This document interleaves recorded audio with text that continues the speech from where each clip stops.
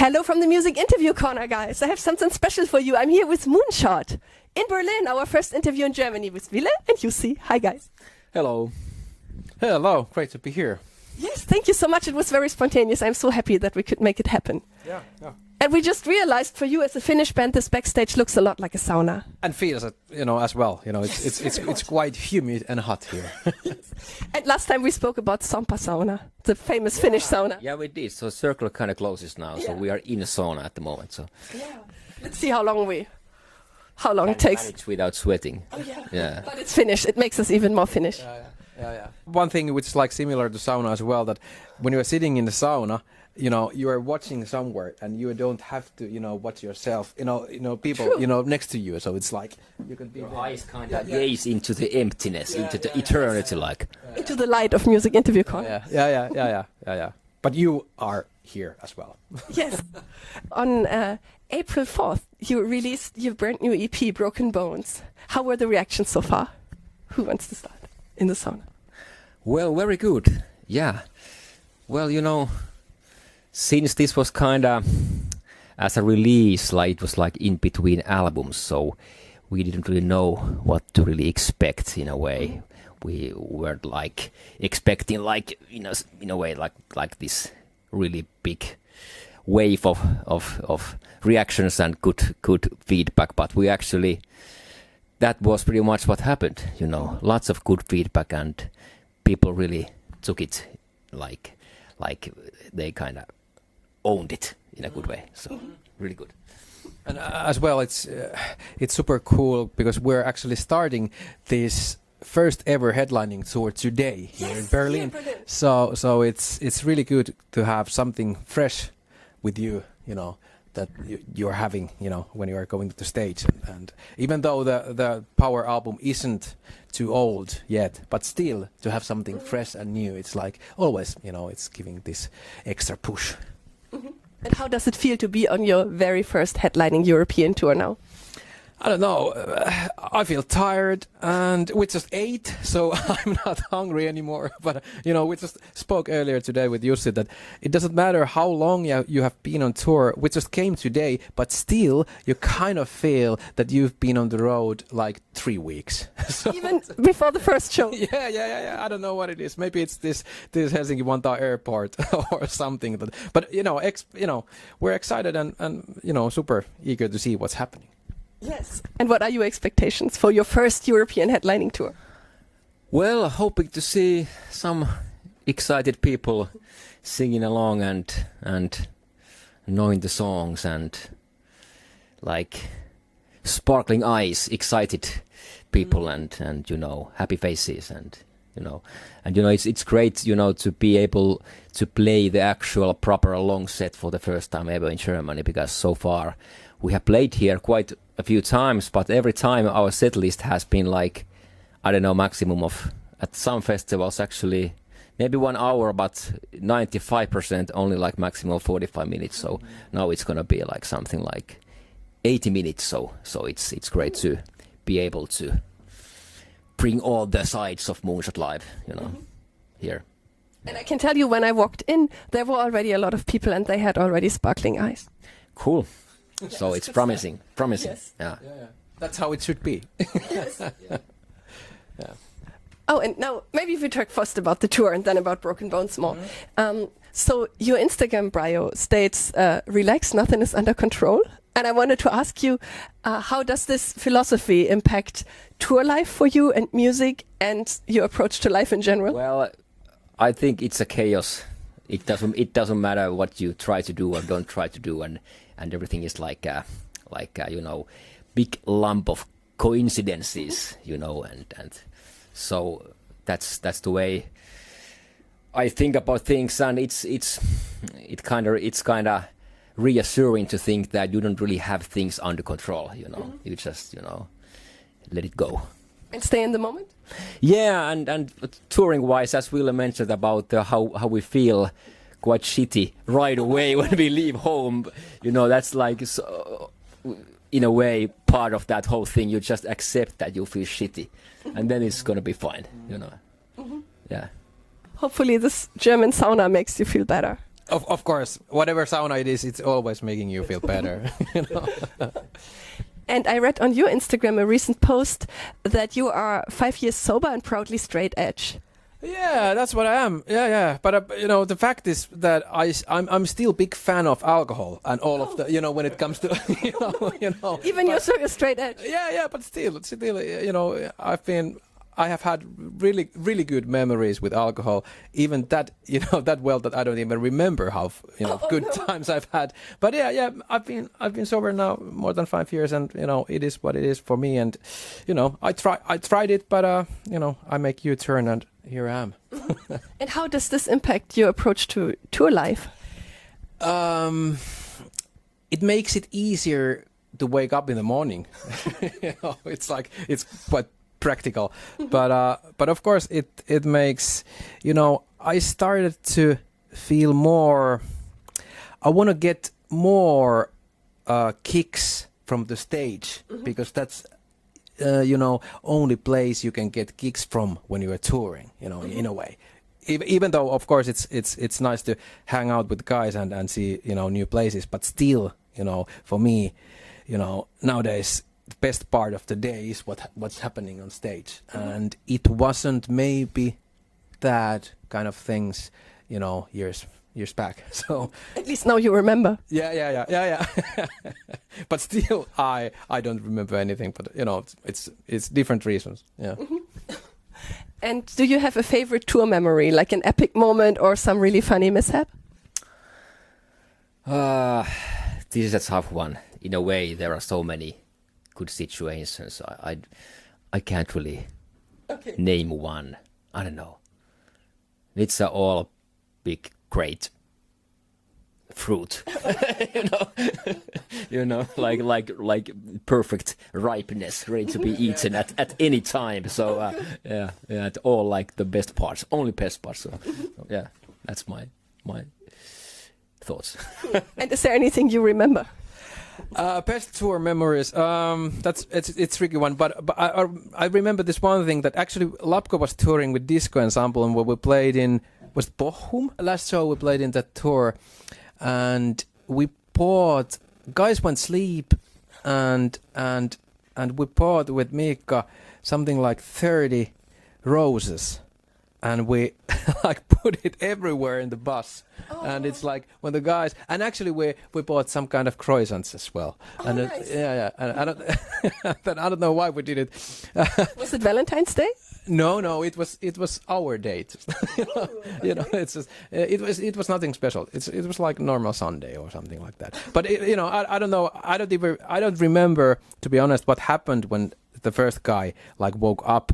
And there was those roses everywhere and those groceries, but still, that's something that, you know, I always, you know, remember when I think about Bochum and touring and, you know, Disco Ensemble and Lapko.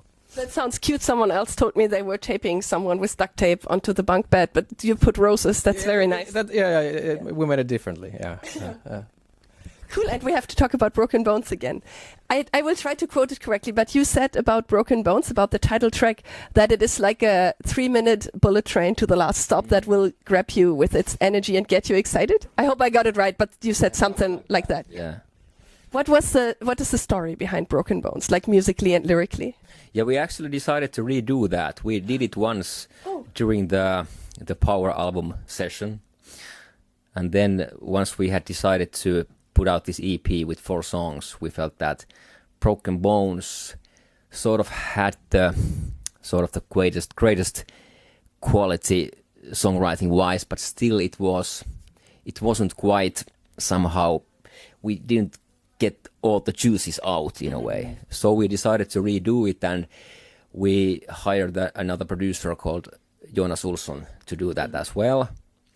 And actually we cut the length, got shortened quite a lot, so it was way over 4 minutes before, and now it's only 3 minutes, and so it is a bullet train now, you know. Maybe it was a bullet train before as well, but with more stops and like somehow bigger waiting times at the stops or whatever, but now it's like you know.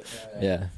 It's bullet train using you know, fuel made of asteroids or something. That sounds so cool. I think it has a great energy and it sounds really like Moonshot.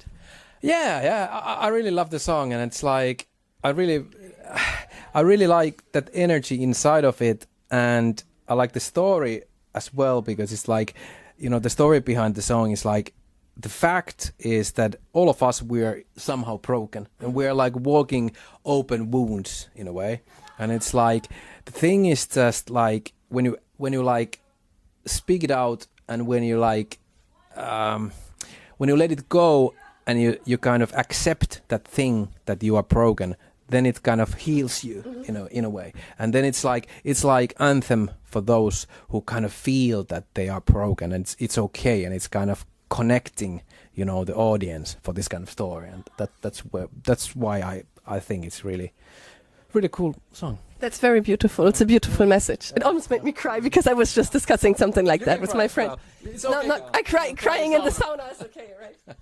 It's just sweat on my face. Yeah. And what is your favorite song of all the Moonshot songs you ever made to play live on stage?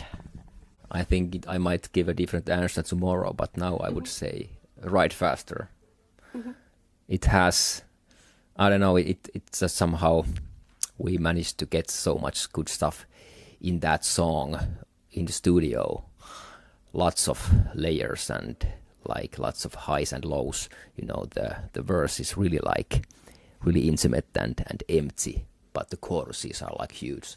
And the intro is, I think that's one of the best things I have been able to write ever so far. That's how I feel about the intro. So it's really special one for me. And also live, we have that song on our set list now as well, and it's Nice. It's always a pleasure to play that. I really look forward to it. So yeah, there it is. So so it's yeah. You want to show the set list on camera? For the fans? Why not? Let's show it for everyone. Guys, this is the set list. Here we go. And catch Moonshot on tour, then you can hear this live. If you see this interview before tonight's show, so you will know. Probably not before tonight's show, but within the next 1 or 2 days. I'll be fast. You got really fast editing, you know. Yeah, I'll do. And what's your favorite song to play live at the moment? It changes night after night, but you know, when I look at the list now, you know, I'm getting, you know, good shivers out of the Power, because it's like when we're playing the Power, it used to happen that it feels for me that it's more than just music.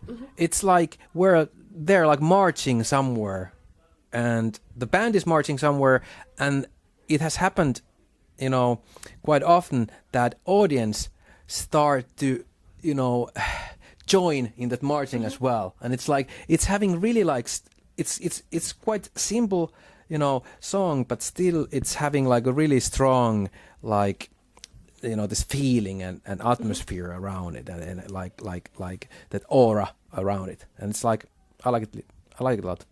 Cool. And I will watch the reaction of the audience tonight. Okay, yeah, we too. Oh, and now I have a funny question. If there would be a zombie apocalypse, which member of Moonshot would be the most likely to survive a zombie apocalypse, and who would be eaten by zombies within the first 5 minutes? Let me think. Because Mikko, the drummer, is the only one who lives in like he has a house. Oh, yeah. And all the other guys live in like a apartment building. Yeah. So I don't know. I feel that Mikko might be able to somehow protect himself a bit better. All the rest of us would be trapped in our apartments in a way, and all the other people who live in the apartment buildings would turn into zombies, and we would be lost. You know, it would be like, and Mikko would have all the equipment.